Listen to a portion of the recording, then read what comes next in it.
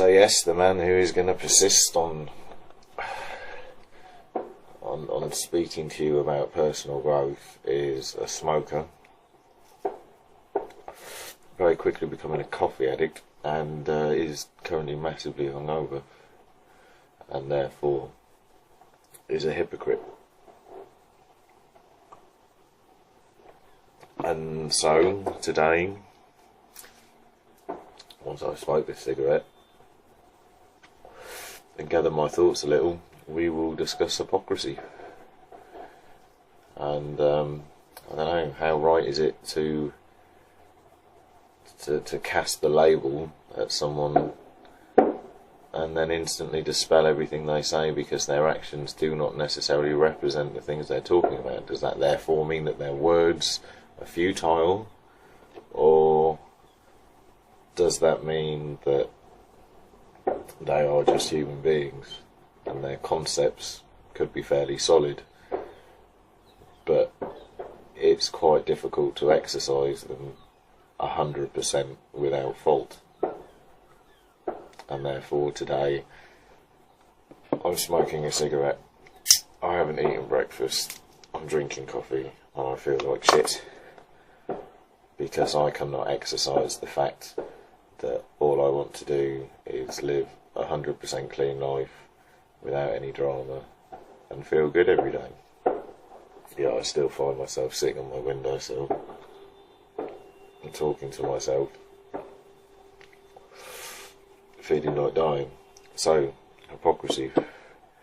Let's get started. So, despite knowing full well that my actions in taking myself out, spending loads of money to throw a load of poison in my body, to wake up the next day and feel like shit is completely detrimental to my concept of progression, I still go out and do it. It still happens. I wake up this morning in a bed alone after having an argument, or maybe the absence of an argument. I feel dreadful, and therefore I have this rush. You know, how quickly can I correct it? Can I do something that makes the state in which I've woken up just disappear? No, of course not. But I can do something, and therefore I will. So yeah, I will take this headache, I will bosh some pre-workout, I will go to the gym, I will train through the headache, I will throw punches at a punch bag, knowing full well that every time I do that, I could also be in a state where the headache isn't there, the nausea isn't there, the kind of existential dread is entirely absent. I could just be a collage of endorphins and all the greatness they bring, but I don't have that today. I would like to lie in the bed, maybe watch YouTube videos of people saying similar things but better, but I'm going to go out and do.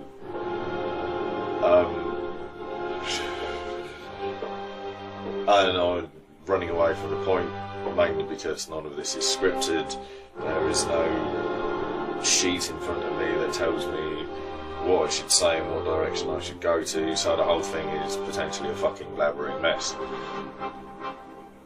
And we're meant to be discussing hypocrisy, so we shall. So everyone, or some people, not everyone, some people are fortunate not to have to deal with it.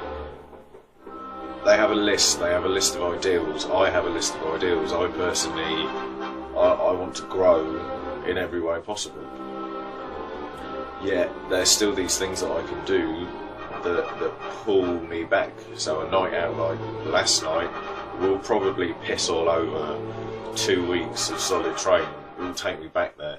You know, I could have knocked out 70 press-ups before I went out last night. If I was to get down on the floor now, I would probably do 30 and feel awful. Let me turn the music down a little bit.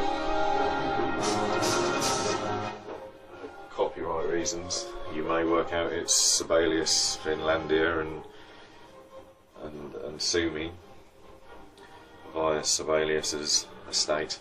Anyway, so for the human being to say these things and then go out and do these things, obviously when looked at from the outside, it's seen as a weakness, is it not? For me to be sat in my windowsill then smoking a cigarette and then talk to you about fitness and training is going to make you look at me and go, well, he doesn't know what the fuck he's talking about, because if he actually did, he wouldn't be smoking a cigarette, which is, that is fair. There is an argument that supports otherwise, which is, I have an idea of what I should be, and I also have an awareness of the weaknesses that I possess. So, does it mean I don't know anything, or does it simply mean that I fall down every now and again? I try my best to get back up. You know, I'm not going to take the camera with me to the gym and show you, but it will happen. So, do we stare at all hypocrites and go, well, they don't know what the fuck they're talking about, because despite what they're saying to us, they are still doing this? Or do we acknowledge the fact that people can contain wisdom and not necessarily act on it 24/7? Maybe at all. I don't know, am I defending myself? I sound like I'm defending myself. I don't want to defend myself. I don't need to.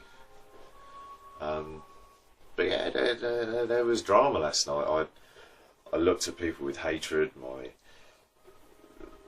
weaknesses, they were allowed to blossom in black roses, and it made me feel ugly. But I think the whole difference is, and again I sound like I'm defending myself, and if not like rectifying who I am, is that I can sit down now and I hate it. I really hate it. Whereas others, they just do it. That is who they are. You know, I'll name no names. I don't even want to. This isn't a personal attack. Just as it's trying really, really hard and failing not to be someone stood up blabbering at a camera justifying their actions while scratching their balls in the morning feeling like shit. All it's meant to be, as I said from the outset, is the opportunity to grasp at ideas and have a laugh at me as I repeat myself, because I keep on going back to the same thing and will continue going back to the same thing, which is install the ideas, have them there, but don't fucking die when you do something that goes against them. Say, I want to be a nice, honest person, and then you deceive someone. Don't sit down and go, oh, I'm just a deceiver, you know, what's the point of being honest and what's the point of being good, because I'm always going to deceive people, I should just deceive people. Once the idea's installed, once the internal monologue starts running, and criticising and commenting on what you're doing, once that's there, that's when the change happens. And it won't happen instantly. It's a lot easier to use fitness as a metaphor for everything, mainly because, as I say, like, going to the gym is cheating for me, like cheating at life. Like, work hard, do something that you may not necessarily want to, and eventually you want to do it, and it becomes part of who you are. It's easy. It's an easy metaphor for everything, and you see the results. You physically see the results. Whereas obviously on the kind of philosophical stretch, it's not quite so simple. You know, things take longer, the benefits aren't there. So when you fall down, when you act out the role of the hypocrite, it hits you a lot harder. It's very easy to get twisted by the whole thing. So like, closing comments, I guess, as I get out of breath, as I smoke cigarettes, which I shouldn't. I can't do anything about it, but I can, but I'll tell myself I can't. I just like doing it and I don't really care, even though I do care. Hypocrisy, hypocrisy, hypocrisy. Closing comments, just don't have the ideas installed. Just once the internal monologue is saying things, you know, once you're standing face to face with someone and you may not be incredibly nice or welcoming to them, you know, once there's a question there going, do I need to be like this? Even if you don't follow it through, like the idea is already installed, it's when you do these things mechanically, when they are just who you are, when you continue the same path, and you know there's no progression there because no one's asking any questions. It's just who you are and what you do. But obviously, you know, easy little analogies are when you wake up the next day and the bed's a mess and the sheets need changing and there's a tub of ice cream you finished off and you tried to make dinner but you put too much red wine vinegar in there and it was disgusting, so it's next to the bed and the room smells of it. Do I stay in that bed and go, well, this is what I made, this is the mess that's around me, do I exist within that mess, or do I get the fuck up and change it and make it different and then have the opportunity to exist within that difference until next time it happens and it repeats?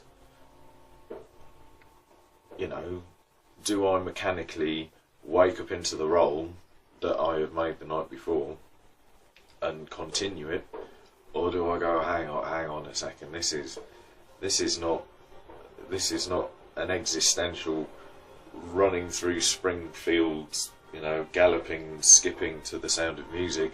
This is a night at an illegal rave with a bunch of people who are strangers to me. That's what I've woken up into. So I'm going to finish this coffee, I'm going to throw my training gear on, and I'm going to go to the gym and feel awfully unwell. But know that the questions are there. The hypocrite inside me is being challenged and not just waffling on and talking bullshit. I should probably script these. I think I should script these. If I script them, at least I can smash through some bullet points and maybe do that edit thing where like I'm here and then I'm over there. But at the same time, I don't know. I suppose I want you all to know, accept and acknowledge that we are developers if we choose to be, and the idea of this presenting a pristine image to you of me like post gym, you know, slightly glistening with sweat, no top on, my eyes bright, you know, a glass of water with a bit of lemon in it in the hand, telling you about how amazing it is and having it pristinely edited is bullshit. You know, it's the problem with self-help literature, is the fact that you can go from one page of someone's demise and turn the page and their life is perfect and they're selling thousands of copies of books because they corrected their life and it was fucking wonderful ever since. It's not fair, and it doesn't help, I don't think. Not unless you can allow yourself to flow into the fickle and superficial side of self-improvement, because I think it's important. When I started writing my blog, I very much had it in mind that I wanted to share the falling downs of progression. I wanted to show myself doing the things that I wanted to not do anymore because they were ingrained and they were part of my nature, and you can't just fucking take the demons and drop kick the fuckers through the window, defenestrate them. They're always there. The difference is, of course, is do you act? Do you act? Do you stare at something that you want to do knowing fully well that it's detrimental to you and your entire being wants to progress that idea? Do you just do it mechanically, or is there a monologue that says, look, we know this feels good, it's a great idea, it satisfies the senses, but you then wake up in the situation that I've woken up in? And even if you do it, do you kick up? Do you kill yourself for it? Do you give up and just go, well, I'm destined? Or do you say, hang on a second. So yeah, I'm losing my train of thought now. Like, I've got a punch bag in my head and I want to go and hit it. So I'm going to go and do just that. So hopefully I made a point. I may not have made a point. I don't know. So until next time, we'll talk about something else. We might talk about the same thing. What did I do the first video? Oh, words and their difference. So yeah, essentially what I've said doesn't fucking mean anything to you anyway, because it's not what I'm trying to say to you, is it? Because that's not what you're hearing. Don't worry about that shit, by the way. You know, it's fine. That's just what we've got. We can't understand each other. And I think I wanted to add last time, but I didn't. I think it's important to take that into account, this idea that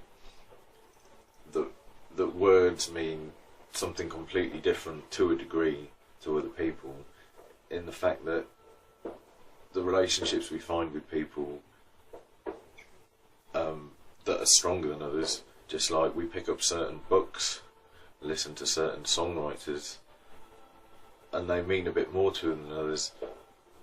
My question for myself at the moment, and for you, is that not because the meaning that they attach to the words are more similar than they are different to our own, and therefore we get on and appreciate them, whereas certain people, where we listen to them going, what the fuck are they talking about? We read certain books and just toss them aside because it means shit. But that might not necessarily be the ideas that they possess, solely because the words that they choose to represent them are not the words that we would choose, and therefore it creates a gulf in understanding. So I don't know. Maybe creates our taste is the way we connotate language. But anyway, I'm gonna go and fucking smash out the gym and fucking cut some hands open and do what I shouldn't do, but I should do. Hypocrisy. Anyway, have a good day, everybody.